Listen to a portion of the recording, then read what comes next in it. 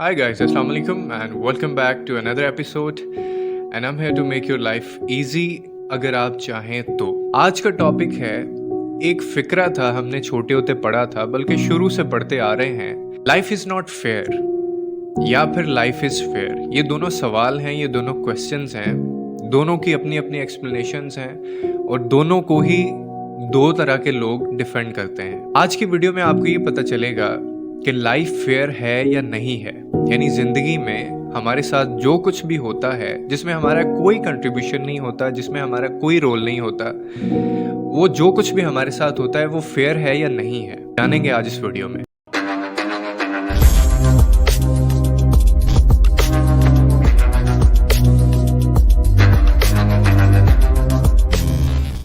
लेकिन मैं आपको एक बात बताऊं, लाइफ इज़ नॉट फेयर और ना ये कभी हो सकती है।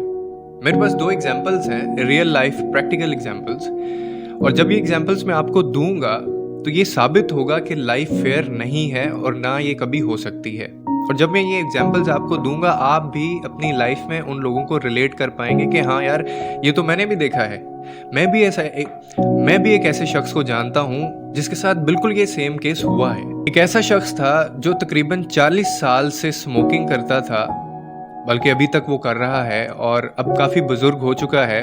शराब भी पीता है, अगर कोई और भी गलत काम हो सकते हैं तो उसमें वो भी पाए जाते हैं, और वो ये 40 साल से करता आ रहा है। लेकिन वो बिल्कुल सेहतमंद है, उसको कोई किसी किस्म का प्रॉब्लम नहीं है और इसी तरह बुजुर्ग हो गया है। सिर्फ ये एक ड्रॉबैक है, इसके अलावा और कोई मसला उसको नहीं है। इसी तरह से एक दिन उसको मौत आएगी और वो मर जाएगा, लेकिन वो ज़िंदगी को एंजॉय कर रहा है काफ़ी। मैं एक ऐसे शख्स को भी जानता हूँ जो इतने ही अरसे से, तकरीबन 40 साल से, उसने क्विट कर दी थी स्मोकिंग, और वो किसी शराब पीने में, किसी और इस तरह के काम में इन्वॉल्व नहीं है। उसने अपनी फैमिली के लिए, अपने बच्चों के लिए इन चीज़ों को उसने छोड़ा सिर्फ इसलिए कि ये चीज़ें ठीक नहीं हैं उसकी सेहत के लिए, या उसको लगता था कि ये सारी चीज़ें मेरी लाइफ में काफ़ी ज़्यादा प्रॉब्लम क्रिएट कर सकती हैं। लेकिन उसकी डेथ जो है वो एक कैंसर से हुई। काफ़ी अरसा वो कैंसर से लड़ता रहा और फाइनली ही डाइड ड्यू टू कैंसर। और भी बहुत सारे ऐसे लोग हैं।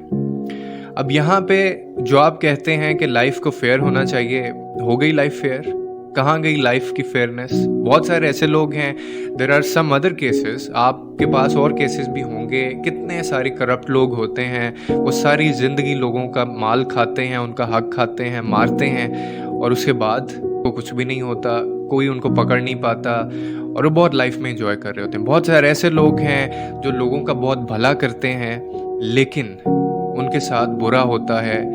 छोटी छोटी बात पे उनको पकड़ लिया जाता है। आम आदमी कहते हैं, आम आदमी के साथ कितना बुरा होता है, हालांकि उसका जुर्म कोई नहीं होता। लाइफ इज नॉट फेयर और ये हो भी नहीं सकती। आपने देखा होगा कि कई दफ़ा छोटे छोटे बच्चे जो भी ज़िंदगी में आए होते हैं, जिनका कोई कंट्रीब्यूशन नहीं होता, किसी से कोई लेना देना नहीं होता, लेकिन वो बहुत जल्दी ज़िंदगी से चले जाते हैं, लेकिन वो बड़ी जल्दी इस दुनिया से चले जाते हैं। बहुत सारे ईमानदार लोग, बहुत सारे अच्छे लोग, जिन्होंने लोगों का भला किया होता है, लोगों की भलाई के लिए सारी ज़िंदगी उन्होंने काम किया होता है, लेकिन उनके ऊपर ऐसे ऐसे इल्ज़ाम लगाए जाते हैं, उनकी ईमानदारी के ऊपर शक किया जाता है, और इसके अलावा उनको तंग किया जाता है, उनको इतना जलील किया जाता है कि they end up behind the bar. वो उनको जेल हो जाती है, वो पकड़े जाते हैं। और बहुत सारे ऐसे लोग हैं जो इंतहाई करप्ट हैं, जिनको जीने का हक नहीं है, और वो जीते हैं और 100 साल, 90 साल, 80 साल तक उनको कोई बीमारी नहीं आती, वो बिल्कुल जीते चले जाते हैं। तो दोस्तों, जिंदगी कभी भी फेयर नहीं हो सकती, लाइफ कभी भी फेयर नहीं हो सकती। ये ना आज तक कभी हुई है और ना कभी होगी। ये एक्सपेक्ट करना कि लाइफ इज फेयर, मेरे साथ अच्छा हो क्योंकि मैं अच्छा हूँ, मैंने किसी का कभी बुरा नहीं किया, you just can not expect this. आप ये एक्सपेक्ट नहीं कर सकते कि आपके साथ अच्छा ही होगा। ये एक्सपेक्ट करेंगे तो आपको मायूसी होगी, आप जिंदगी में फ्रस्ट्रेट होंगे, जिंदगी में बहुत ज्यादा परेशान रहेंगे अगर आप इस चीज को नहीं समझेंगे। जिंदगी जो हमारी है ये इतनी ज्यादा रैंडम है कि एक एक पल में, हर आने वाले पल में इतनी ताकत है कि आपकी जिंदगी में कुछ भी हो सकता है। आपके पास सिर्फ एक रास्ता है जिससे आपको मायूसी नहीं होगी। जितनी जल्दी आप इस चीज को समझेंगे कि आप वो जो लाइफ की रैंडमनेस है, यानी कि यहाँ पे कुछ भी हो सकता है, आप उस रैंडमनेस को अपनी किस्मत मान लें कि ये जो कुछ हो रहा है आपके साथ, या जो कुछ भी हुआ है, ये आपकी किस्मत है। मतलब कुछ भी हो सकता है। आपकी जिंदगी सेकंड्स में ऊपर से नीचे और नीचे से ऊपर जा सकती है। मतलब मेरा वो मतलब नहीं है, मैं मरने के लिए नहीं कह रहा हूँ, सिर्फ एग्जाम्पल दे रहा हूँ कि कुछ भी हो सकता है।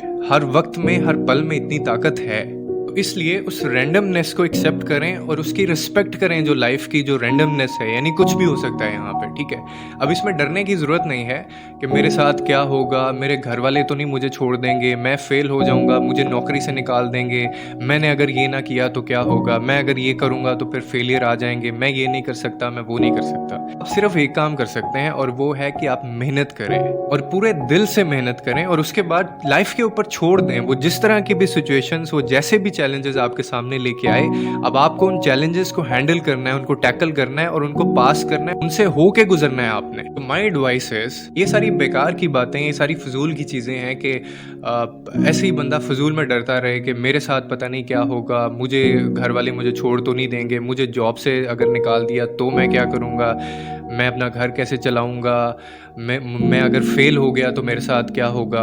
ये अजीब किस्म की ये कॉम्प्लेक्सिटीज़ हैं जो कि फिर बढ़ती जाती हैं और इंसान को इतना पागल कर देती हैं कि हर वक्त आप पर डरते रहते हैं, आप लाइफ को जीते ही नहीं हैं। फिर आपका और मेरा काम ये नहीं है कि हम ये डिसाइड करें कि उसकी लाइफ फेयर होनी चाहिए, उसकी लाइफ फेयर नहीं होनी चाहिए, मैंने लोगों के साथ अच्छा किया, मेरे साथ भी अच्छा होना चाहिए, उसने मेरे साथ बुरा किया है तो उसके साथ भी बुरा होना चाहिए। ये आप डिसाइड नहीं करेंगे, ये जिसका काम है वो वही डिसाइड करेगा। आपका काम है मेहनत करना, जो आपकी ज़िंदगी में आए चैलेंजेस जैसे भी हैं उनसे डील करें, जो रिजल्ट है वो ऊपर वाले पे छोड़ दें। तो इसीलिए लाइफ को रैंडम समझ के जिएं, ये फेरी टेल में ना जिएं कि ऐसा होना चाहिए वैसा होना चाहिए, कुछ भी आपके मुताबिक नहीं हो सकता। तो आई होप कुछ ना कुछ अंडरस्टैंडिंग आपको मिली होगी। दूसरों के लिए आसानियाँ पैदा कीजिए, रब आपके लिए आसानियाँ पैदा करेगा। Thank you so very much and best of luck for this.